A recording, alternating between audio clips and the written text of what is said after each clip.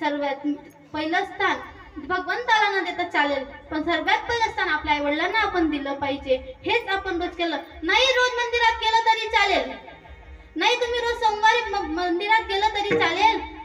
भगवंताला शंकर भगवानला एक लोटा पाणी जल नाही दिलं तरी चालेल, पण आपण आपल्या आई वडिलांना शेवटपणी पाणी नाही पाजलं ना, तो भगवंत आयुष्याची केलेली सेवा कधी स्वीकार करत नाही महाराज, कधी स्वीकार करणार नाही.